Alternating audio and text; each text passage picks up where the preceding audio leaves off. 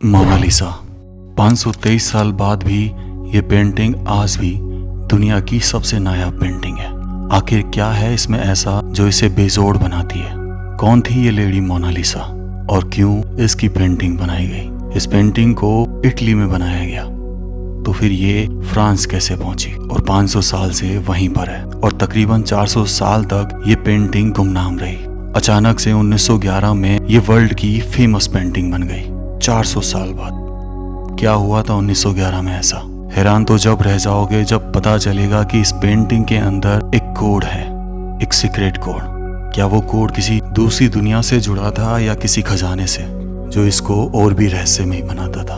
और उससे भी ज्यादा हैरान कर देने वाली बात तो तब सामने आई जब पता चला कि इसके अंदर एक एलियन रहता है। सच में आज सब बातों का राज जानेंगे।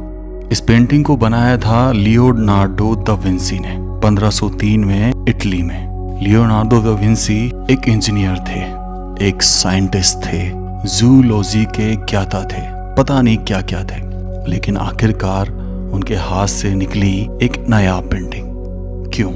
और इस पेंटिंग को बनाने में 16 साल लग गए। फिर भी ये पेंटिंग अधूरी रह गई। अधूरी रहने के बाद भी दुनिया की महान पेंटिंग है। तो चलिए जानते हैं मोनालिसा कौन थी। मोनालिसा के बारे में बहुत सारी थ्योरी हैं, लेकिन पहली बार बताया था 1550 में जॉर्जियो वसारी ने, जिन्होंने लियोनार्डो दा विंसी की आत्मकथा लिखी। इनके अनुसार ये लेडी जो इस तस्वीर में है उसका असली नाम लीजा गेरार्डिनी है, जिनकी शादी हुई थी सिल्क ट्रेडर के साथ, जिनका नाम फ्रांसेस्को डेल जियोकोंडो था। और इन्हीं ने अपनी वाइफ की पेंटिंग बनवाई थी लियोनार्डो दा विंसी से। यहीं से इनका असली नाम पता चला, जो शादी के बाद लीजा गेरार्डिनी से हो गया था लीजा जियोकोंडो। जियोकोंडो का मतलब होता है हंसमुख, और इनकी पेंटिंग में इनकी मुस्कुराहट ही आज तक रहस्यमय बनी हुई है, जिसके लिए पेंटिंग आज भी जानी जाती है। कभी तो ये आपको हंसती हुई नजर आएंगी और कभी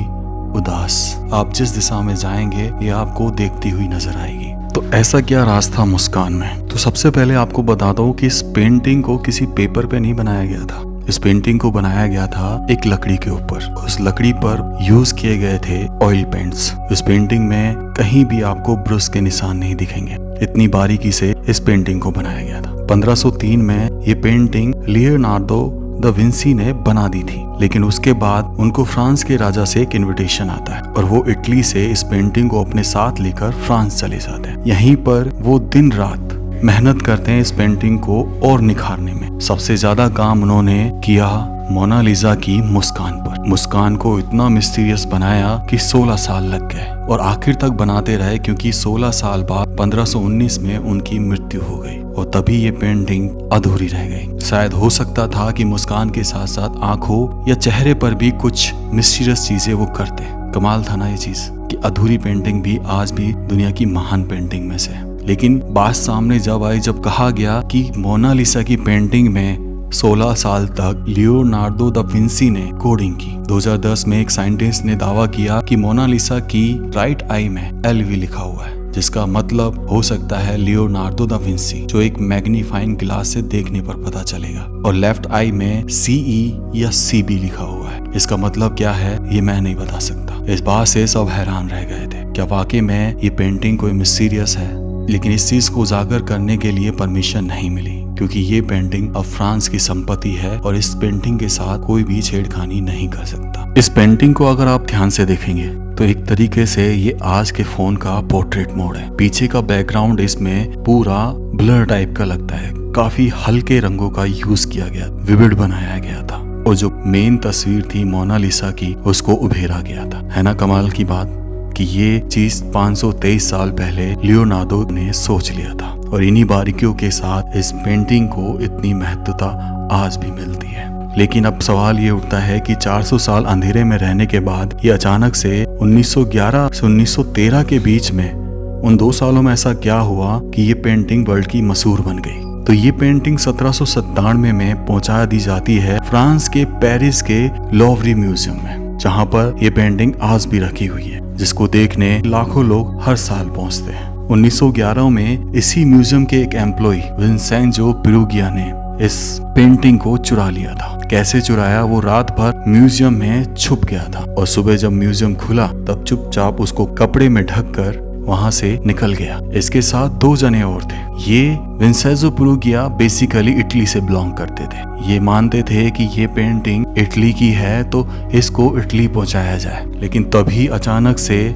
एक दिन बाद पता चलता है कि मोनालिसा की पेंटिंग गायब है और ये दुनिया भर के अखबारों की हेडलाइन बन गई। 2 साल तक इसको खोजा गया लेकिन तब भी ये हाथ नहीं आए। फिर क्या हुआ ऐसा कि 2 साल बाद अचानक से इसका पता चला। विंसेंजो पेरुगिया ने इस पेंटिंग को अपने घर के बेडरूम में रख रखा था। 2 साल तक वो यही सोचते रहे कि इस पेंटिंग का क्या किया जाए।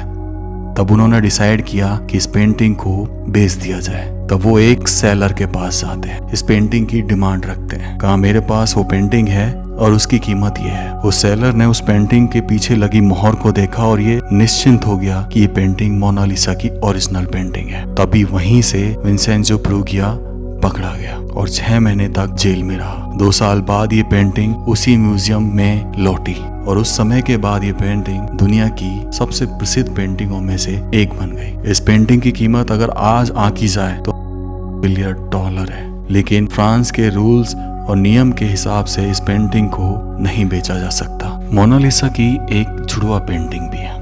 कहा जाता है कि इसको भी लियोनार्डो दा विंसी के टाइम में ही उनके एक स्टूडेंट फ्रांसेस्को मेल्जी ने बनाया था, जो हूबहू उसके जैसी दिखती है लेकिन मुस्कान में वो बात नहीं। शायद उसके जैसे बनाने की कोशिश की गई हो।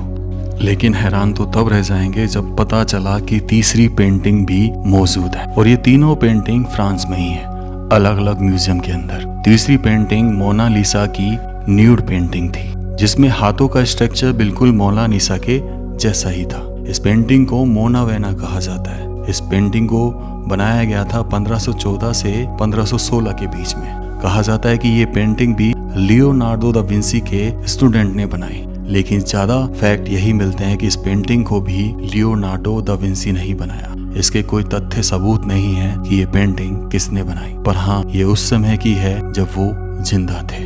अब सबसे बड़ी बात, मोनालिसा की हम पेंटिंग जो अपने फोन में देखते हैं तो काफी बड़ी नजर आती है, लेकिन ये पेंटिंग बहुत छोटी है। इसका साइज लंबाई गुना अगर चौड़ाई करें तो 30 बाई 21 इंचेस है और इसका वजन 8 किलोग्राम है। और अब सबसे बड़ी बात कि मोनालिसा की पेंटिंग में एक एलियन छुपा है, उसका घर है ये पेंटिंग। पैरानॉर्मल क्रूसिबल एक साइट ने ये दावा किया है कि जब मोनालिसा की पेंटिंग को मिरर में देखा जाए और दोनों पेंटिंग को जोड़ा जाए तो बीच में एक एलियन दिखाई देता है। लेकिन खतरनाक सीक्रेट तो तब रिवील हुआ जब इस पिक्चर में एक कोड दिखाई दिया। कहा जाता है कि लियोनार्डो ने इस पर एक कोड लिखा है इटालियन में, जिसे इटालियन में ला रिपोस्ता सी ट्रोवा की, जिसका मतलब है द आंसर इज हियर, उत्तर यहाँ है।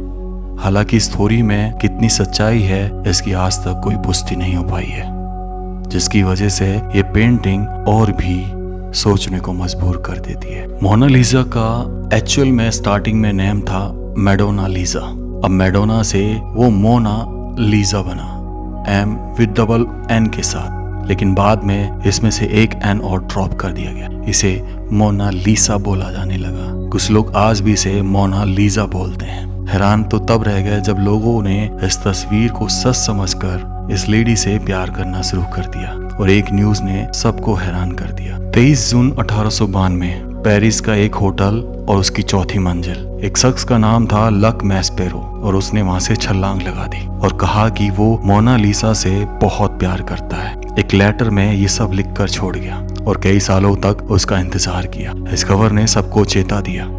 लेकिन आज भी जब लोग इस म्यूजियम में जाते हैं तो मोनालिसा की इस पेंटिंग को फ्लावर्स दिए जाते हैं, लेटर्स दिए जाते हैं। इसलिए ये पेंटिंग समय के साथ साथ और भी मिस्टीरियस बनती जा रही है, क्योंकि इस पेंटिंग में ऐसा लगता है अभी मोनालिसा बाहर आकर आपसे कहेगी हेलो कैसे हो आप। इस व्लॉग को मैं यहीं एंड करता हूँ। राम राम सा सभी को। खम्बा गणिसा राजस्थान, मेरा देश मेरा भारत।